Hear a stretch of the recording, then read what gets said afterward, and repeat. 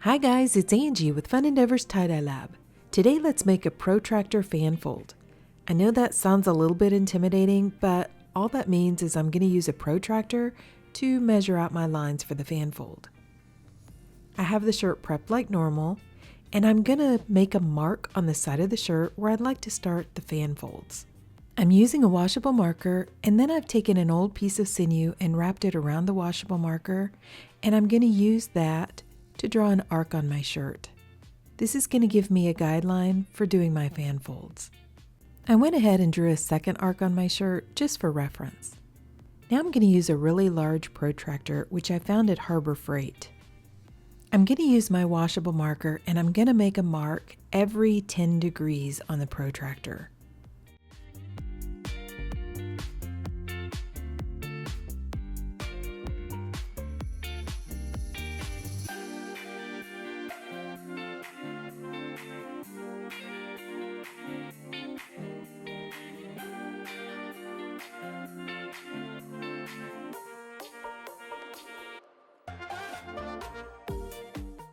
Now I'm going to use a long straight edge, and I'm going to connect each one of those marks to that center point that I drew on the shirt.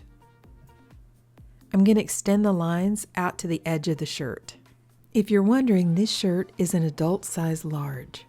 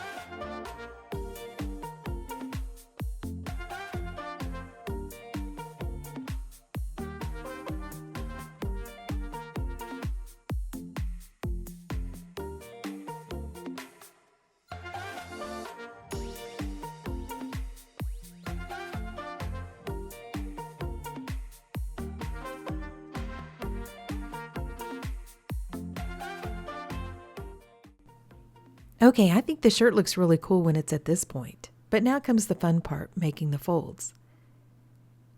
Every other line is going to be a top fan fold, and every other line is going to be a bottom fan fold.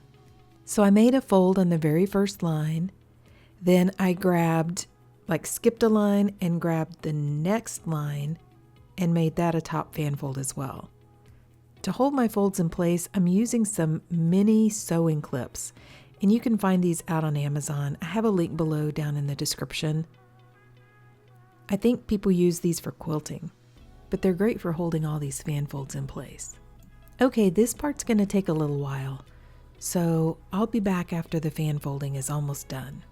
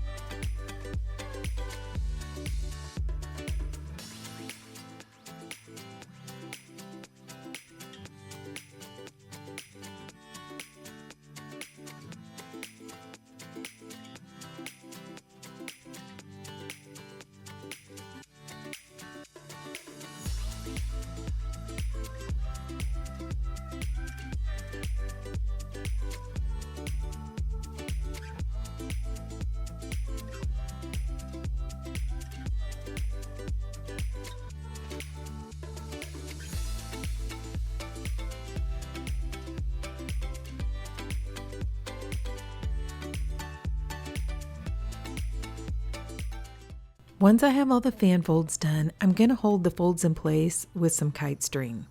And then after I get it tied up with kite string, I'll go ahead and take off the little mini clips that I put on the shirt to hold the folds in place.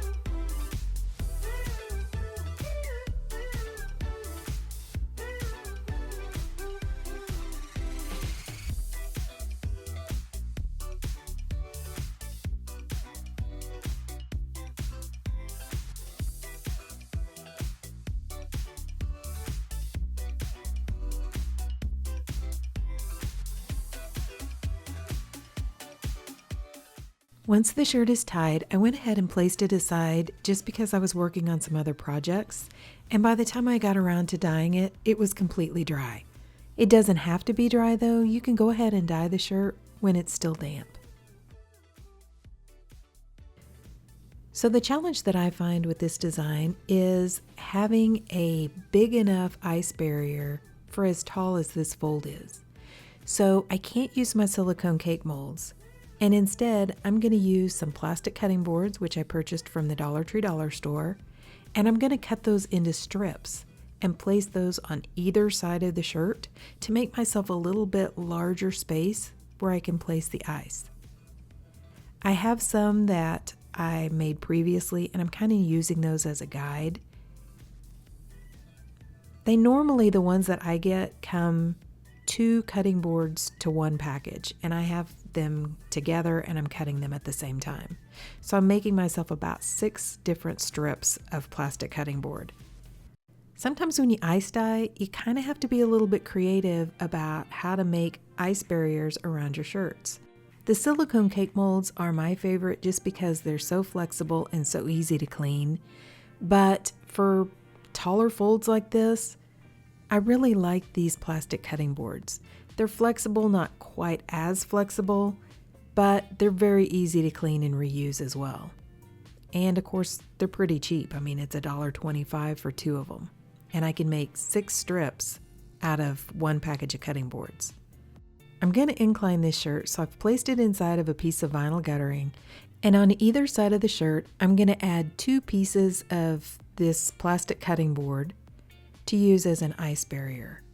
To hold the 2 pieces of plastic cutting board together, I'm going to use a wooden clothespin. I'm also going to push the shirt all the way over to one side of the guttering. And in order to keep all of this contraption in place, I'm going to use some of my dye bottles that are empty and push them into the space between the plastic cutting board and the other side of the guttering. Like I said, I'm just kind of rigging up something here that works, that will hold my shirt in place and hold the ice on top. Since the shirt is completely dry, I've placed some soda ash solution inside of a squirt bottle, and I'm going to lightly spray the top of the shirt. That's going to help the dye stick a little bit better to the top of those folds. So the first color that I'm going to use, right where my fan folds begin, is Lichen from Dye Spin. I get asked a lot what the spoons that I'm using are to apply the dye. I like stainless steel lab spoons. I have a link down below in the description for this video for where I purchased mine from Amazon. The set that I bought comes in a variety of sizes, and some of the spoons are actually double-ended. I found that the dye doesn't stick to these quite as badly as it does to like plastic disposable spoons or other things that I've used. I usually keep a paper towel where I'm applying the dye, and I just wipe the spoon off really well in between each dye color. Okay, so I know it's a little bit difficult to tell because my ice barrier is obstructing the view a little bit, but I left a pretty large space of white in between the lichen and the San Francisco fog from Dharma. I want to allow the dye some space to move, and I just want to separate the colors a little bit. I'm starting to embrace leaving some white on my tie-dye shirts. The third color I used was Kilt Green from Pro Chemical and Dye, followed by Cotton Black from Pro Chemical and Dye.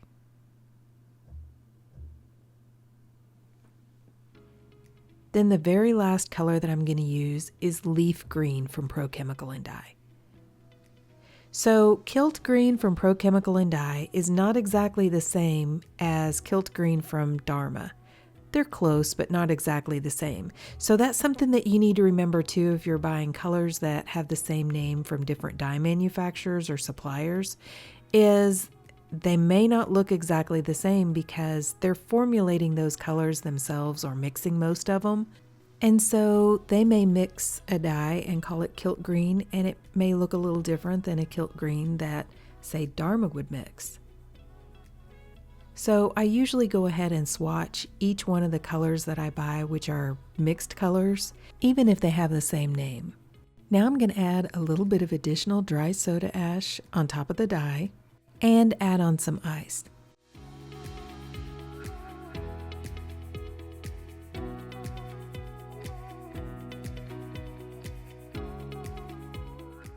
I'm going to incline the shirt by placing one end of the vinyl guttering down inside of a plastic toter container.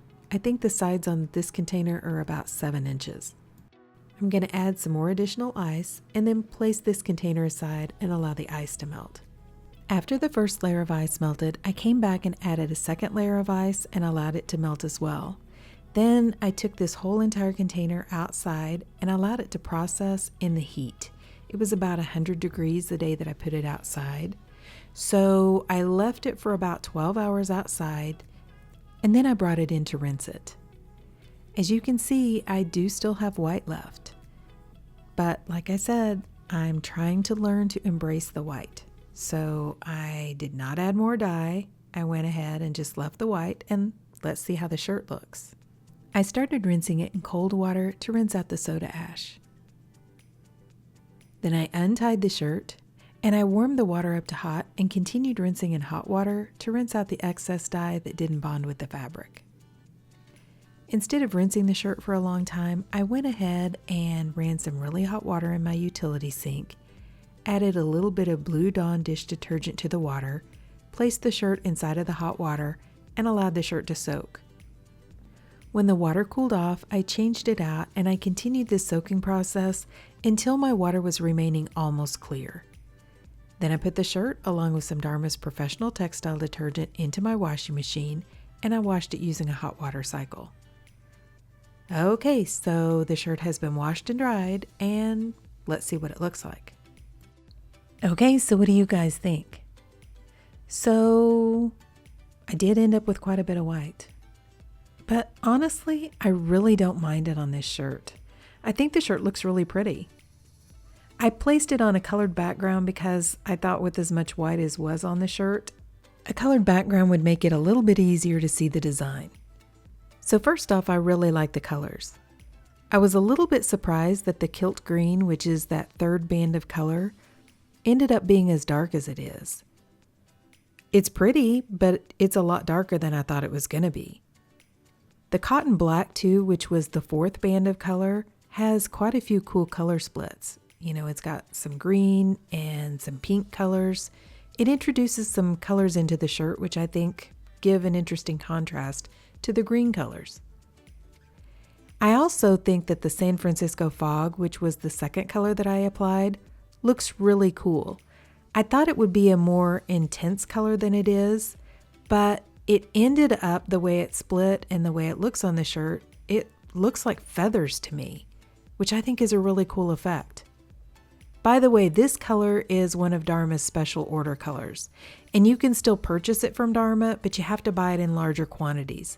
If you don't want to do that, I've added a link down below in the description for a Facebook group called Tie-Dye Supplies Marketplace, where you can usually purchase this color in smaller quantities. The people out there buy them in the larger quantities and then repackage them and sell them in smaller quantities. I also really like the Lichen, which was the first color that I started with. It's just kind of a soft, kind of, I don't know, almost sagey vibe. And then the last color was the Leaf Green, which is over on the sleeve. Not a whole lot of that color showed up because it was down at the very end of the shirt. but it's really pretty too. It splits out some yellow. So like I said, I'm really trying to embrace adding white or leaving white on my tie-dye. And I'm not mad about this one. I do really like it. I think it looks really pretty. If you're asking yourself though, why I did end up with so much white, I think I can answer that question for you. First off, I dyed the shirt when it was totally and completely dry. And by dry, I mean it was dry. So I think if the shirt would have been damp, the dye would have moved a lot better down the shirt and I wouldn't have ended up with as much white. The second reason why I think it was so white is because when I made my ice barrier, in order to keep the shirt in place, I placed those dye bottles down beside my ice barrier, and it really smashed the shirt up against the piece of guttering. So when it did that, it made those folds really, really tight. Made it a little bit difficult for the dye to move and the ice to move in there. So I think that made a difference as well. But I do really like the streaks of color that I have going down, like the lichen, how it moved down the shirt. And then, the Kilt green kind of swung in there and traveled down the shirt too in big stripes or along the folds that I did. And I think that's a cool effect, how the dye is traveling down those precisely measured folds. I think that really adds to the shirt. That mixed with the white really makes it stand out and make it kind of unique, I think. But what do you guys think? Do you like this shirt? Do you think I should have added more color? Please drop me some comments down below and let me know. And if you've enjoyed watching the video, I sure would appreciate it if you would like it and if you'd subscribe to my YouTube channel. If you'll hit the bell, you'll receive a notification whenever I upload a new video. Thank you all for watching and hope you have a great day.